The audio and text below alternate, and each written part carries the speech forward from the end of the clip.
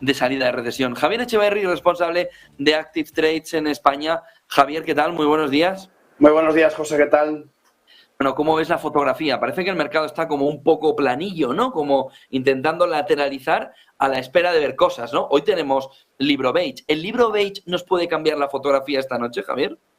Bueno, no lo sé. El libro beige históricamente no tiene una gran repercusión, más allá de los datos que nos aporta y que siempre es una guía interesante, no suele tener una gran repercusión. Por tanto como cambiar la fotografía, no creo, pero sí que, como muy bien estabas indicando, yo tenía justamente puesto la mirada en los PMIs de la Unión Europea y de Alemania, como justamente estabas comentando ahora, y vemos cómo parece que ya empieza un poco la cosa a darnos un poquito de esperanza. Esto está fenomenal, nos gusta mucho, estamos viendo este pequeño rally de Navidad donde, bueno, ya no sé si va a seguir este impulso, parece que se empieza a agotar, es probable que veamos una pequeña corrección para volver a subir, aunque todavía no está demasiado claro, pero lo que sí que nos interesa mucho es ver que hay algo que nos está dando un dato importante, y es la inversión de la curva de tipos. En esa inversión de la curva de tipos tenemos muchísimos traders que estamos muy pendientes de ellos,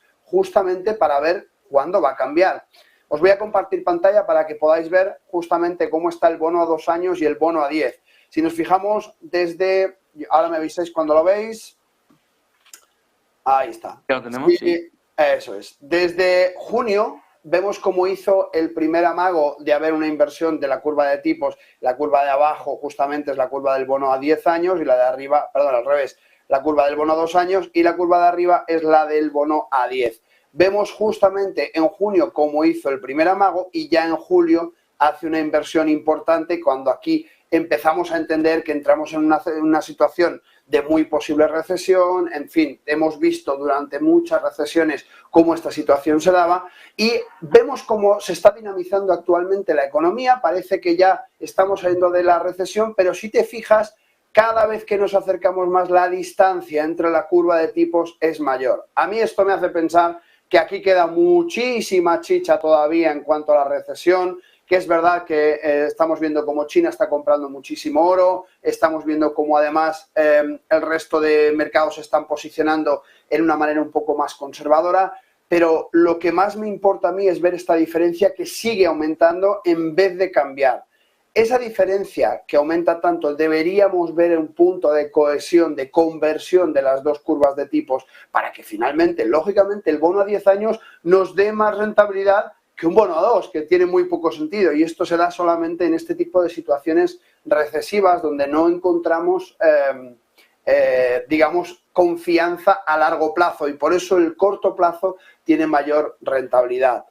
Básicamente, la renta fija empieza a ser un punto de migración importante del equity, de todo lo que es renta variable, y estamos viendo como además es esa renta fija a corto plazo donde muchos de los inversores se están posicionando. Esto hace que entendamos que de momento lo que tenemos claro es que queda, desde luego, movimiento recesivo para rato. Y como queda movimiento recesivo para rato, tenemos que ver dónde migramos el capital, porque quieto no puede estar con el nivel de inflación que tenemos, esto lo tenemos más que claro, y como no podemos tenerlo quieto, hay una parte que se está migrando a bonos, hay una parte que se está migrando a ETFs por la ductibilidad del ETF como instrumento per se, es decir, se puede entrar tanto en largo como en corto, dobles invertidos, en fin, se pueden hacer muchísimas cosas gracias a estos instrumentos que tenemos a día de hoy.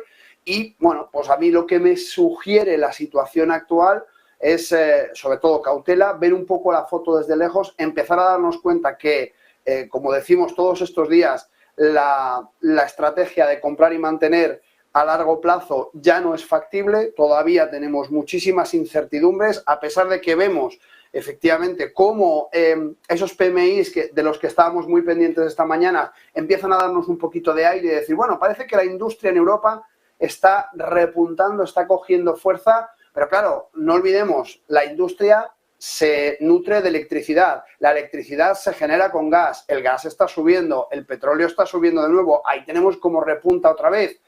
Por tanto, a pesar de que el inicio del verano está siendo muy suave, hay previsiones que dicen que se podría recrudecer muchísimo. Si esto sucede, lógicamente vamos a ver una aceleración de esa subida de todos los hidrocarburos. Ahí hay un punto importante. Bueno, quiero hacer una pequeña aclaración y es que me he equivocado. He dicho que hoy es el libro Beige a las 8 y no es el libro Beige, son las actas de la FED. Les pido disculpas porque he empezado dando una clave del día que no va a ser la clave. Las actas de la FED sí nos van a dar una visibilidad mayor de si hay división de cara a futuro, lo que sí que nos puede apuntar a lo que Mester decía ayer de la FED, que ya no ven más subidas de 75, que hay espacio para esos 50, por lo que a las 8. Lo que sí que vamos a ver es un poco más en profundidad en qué punto está cada uno, que ahora mismo es están todos en el mismo punto, están todos simultáneos en querer subir en plan Bullard, pero puede haber pequeños despistes, pero no es libro Beige, es actas de la FED. El otro punto, Javier, importante hemos vivido en la semana cómo Wall Street Journal intentaba tirar abajo el mercado de petróleo con una noticia que luego Arabia Saudí ha desmentido, luego Wall Street Journal ha matizado, luego Arabia Saudí ha vuelto a decir, la OPEP ha vuelto a decir, y lo que tenemos es que estamos en el mismo punto que estábamos el viernes pasado. Precio del petróleo igual, pero alguien por el camino ha hecho ahí un movimiento de rizo, ¿no? De recoger ahí ganancias importante. Dinerito, negocio. Entonces, se está hablando del tope. El tope, tal como lo quiere poner ahora mismo el G7, lo deja donde está el Brent de los Urales, por lo que tantas alforjas para este viaje no eran necesarias. Pero lo que sí se percibe es una disminución de la demanda por culpa de China, por los confinamientos. Pero a la vez China está comprando petróleo, todo el que sea, para su salida, además del oro. Con este escenario tan complicado, ¿hay negocio? ¿Puede el inversor precisamente buscar ahora el movimiento de subidas y bajadas? Sí que lo hay. Lo hablábamos justamente la semana pasada. Si os fijáis en el TASI, en el Tadawul All Share, ha tocado justamente la zona de soporte y está empezando a levantar. Lo comentamos la semana pasada y lo estamos viendo que sucede actualmente. Claro que hay negocio. Lo que hay por medio es mucho dimes y diretes. Y estos dimes y diretes son muy útiles para hacer negocio, para hacer dinerito, mientras que movemos los mercados. Porque no podemos ganar dinero cuando el mercado está totalmente estable. No hay un punto donde entrar y salir con mayor beneficio o entrar en corto y salir con mayor beneficio si el precio cae. Si el mercado se mantiene totalmente estable, es muy difícil hacer negocio. Y en este momento lo que sí que sabemos es que nadie se puede permitir estar parado. Por tanto, si no hay acciones que tomar, lo que sí hay es dimes y diretes para poder mover el precio. No ha sucedido nada, lo has dicho perfectamente. Estamos en el mismo punto que el viernes pasado. Ahora, mientras tanto, hemos hecho un poco de dinero por el camino. Algunos lo han perdido, otros lo han ganado, pero al fin hemos movido el precio de mercado. Estamos hablando de que China está haciendo acopio de materias primas, acopio de hidrocarburos. Ya lleva muchísimo tiempo, desde el principio de la guerra, haciendo, lo hemos comentado muchas veces en Negocios Televisión, a nuestros amigos de Negocios Televisión, cómo China tenía ese plan muy bien organizado para ir haciendo acopio, cómo ha ido construyendo todos esos tank farm donde iba almacenando millones y millones de barriles de crudo lo más pesado posible para evitar justamente ese efecto que tiene el crudo más ligero, que es fácilmente caducible, es decir, se estropea con facilidad. Depende del tipo de derivado que sea de ese crudo pesado y, por tanto, lo que está haciendo es comprar crudo muy pesado para que le dure mucho tiempo. Esto obedece a una estrategia clarísima a mi juicio, y es que quieren hacer acopio para luego revender. Es que para mí es más que evidente. Si yo compro a largo plazo para tener dentro de 2 o 3 años un producto cuando sé que va a haber una escasez importante, y no es que vaya a haber una escasez importante porque no hay en el sistema, sino porque el flujo económico está cambiando y porque yo estoy entrando de una manera mucho más activa dentro de la foto de distribuidores de hidrocarburos. Claro, a esto le sumo otras 2 cosas que tiene China. Primero, no ha entrado en recesión. Sigue desacelerando, pero no ha entrado en recesión. Y segundo, no tiene nuestro problema de inflación, con lo cual sí que puede estimular su economía. Entonces, si a eso le sumamos que en un momento determinado China puede decidir estimular su economía, empezar a utilizar medidas expansivas, que es lo que hemos hecho la Unión Europea, siguiendo el comportamiento del quantitative easing de Japón, que ya vimos que no funcionaba, que ya vimos que ha llevado a Japón a ser el país con más deuda exterior del mundo durante la última década. O sea, que no es una cosa que ha pasado que de repente nos sorprende, es que ya sabíamos que no funcionaba y aún así lo hemos adoptado no de manera puntual, que hubiera sido lo idóneo, sino lo hemos adoptado durante los últimos 12 años, desde 2008, 14 años. Así que, bueno, en este punto nos encontramos. Lo que nos quieres decir en el fondo es que en cuanto China encienda la máquina, lo va a poner todo en el cielo, en precios. Es decir, petróleo, oro, que ahora mismo pues ya hemos visto que él era el comprador misterioso en esos documentos de Nikkei, del medio japonés ayer, y lo que percibes es que la chispa, dejando a un lado la guerra de Ucrania, está en la recuperación de China tanto para el petróleo como para distintos activos que, con todo lo que ya ha recogido, la explosión económica de China puede ser un escándalo de cara al año nuevo. Vamos a ver si el año nuevo el COVID le permite, pero si le permite, lo que dices es que la subida, la explosión positiva hacia arriba puede ser el catalizador del 23, ¿no? Entiendo. No solo eso, José, sino que además van a decidir cuándo. Esta es la historia. Ellos van a decidir cuándo. ¿Recuerdas que hemos comentado muchas veces que lo lógico sería que el yuan digital chino fuese el primero que saliera y que finalmente nos sorprendió ese rublo digital? Bueno, ahora nos encontramos con que el rublo digital ha sido una prueba y error. Justamente lo que querían hacer los chinos. Tú prueba primero, si no te sale bien, yo no tengo ningún problema y encima ahora voy y te compro el oro a ti. Te compro el oro a ti. Rusia, para aumentar mis reservas de oro, y si me da la gana sacar mi yuan digital respaldado por oro, primero voy a tener mucho más oro y segundo yo voy a ser quien elija el momento.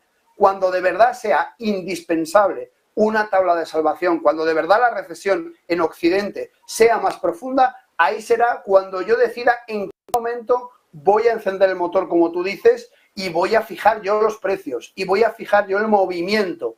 Por tanto, China es un país estratégicamente brillante y es algo que hace muy bien durante miles de años. Es una cultura milenaria que durante miles de años ha trabajado muy bien con estrategia y a pesar de que vemos que su dirigente Xi Jinping es un tipo muy vehemente y nos da la sensación como poco paciente, no hay que olvidarse de esa cultura ancestral que tienen de prever, de paciencia, de estructurar, de ir haciendo miguitas. Ya desde hace prácticamente 15 años en África tienes todos los aeropuertos llenas de empresarios chinos con capital en efectivo comprando al minero chiquitito, ese que consigue sacar medio kilo de la mina, ese que consigue, se lo compran allí directamente desde hace 15 años. Y en África, no en todo África. Claro, en todo África. Por eso te digo, esto no es algo nuevo. Bueno, y solo tienes que ver una cosa, Javier, solo tienes que ver un detalle, y es lo que hizo Scholz, el presidente alemán, cuando marchó a Oriente Medio a traerse 3 migajas, 120.000 kilovatios, megavatios, ¿verdad? Y este ha traído 4 millones. Es decir, lo que ha conseguido Xi Jinping mientras todo el mundo veíamos el Mundial de Qatar es conseguir que Qatar le dé la prioridad en el mayor pozo de gas natural del mundo. 27 años, José, 27 durante años. 27 años. El comportamiento y lo que ha conseguido China a hurtadillas en estos últimos días, energéticamente es una salvajada. Y no olvidemos una cosa, China le ha dicho a Occidente que ya no le quiere vender el petróleo ruso, que era una vía de escape para Occidente para intentar paliar vía petróleo los problemas energéticos que tuviera. Por lo que ahí entiendo la fotografía que nos estás planteando, que es, en cuanto China ponga esto a funcionar... Claro, es que además no le quiere vender el petróleo ruso hoy, porque donde dije digo, y cuando me convenga a mí, te lo venderé, pero 7 veces más caro. Claro, mientras que yo me haga ese monopolio, mientras que yo me convierta en uno de los principales distribuidores, que además, pues me estoy haciendo muy amiguito, como muy bien has dicho, de Qatar, de Arabia Saudí, que ya me compra el 27% de mi producción, ya se la lleva China desde Arabia Saudí. Por eso empiezan a surgir cada vez más tensiones con Estados Unidos, que ya sabemos que no tienen muy buena relación per se. Ahora con el presidente Biden, todavía peor. Encima se va y le llama al príncipe saudí asesino por haber matado al periodista. Claro, pues no es la mejor manera. A ver, yo no discuto que eso sea así y además tenga todo el sentido del mundo que haya una posición contra ese tipo de violencia, como no puede ser de otra manera. Pero en términos geopolíticos, geoestratégicos, no es muy inteligente irte a reunir con el príncipe saudí y llamarlo asesino a la cara. Pues quizá, económicamente hablando, no es la mejor idea. Ahora bien, bueno, es lo que estamos viendo. Al final hay un movimiento en el tablero de los hidrocarburos que para los que llevamos muchos años siguiéndolo no deja de ser cuanto menos interesante observar cómo se van colocando las distintas piezas y cómo poco a poco se va girando el tablero, ¿no? Pues vamos a ver el oro, vamos a ver el petróleo, lo vamos a seguir también con Active Trades, como siempre, lo vamos a seguir con Javier Echeverry, lo vamos a seguir mirando esas novedades y esas claves que para el inversor están siendo fundamentales, que es entender esos movimientos de sierra que nos cuenta Javier Echeverry, que es el responsable de Active Trades en España. Javier, buen día y buen negocio. Vamos a ver el Thanksgiving Day, la inflación de gracias, ¿no? A ver cómo viene el pavito. A ver cómo viene el pavo este año o el pollo. O el pollo, que lo mismo toca más pollo que pavo. 10 y 28, gracias Javier Echeverry. Gracias a ti, buen día y buen negocio. Está con nosotros también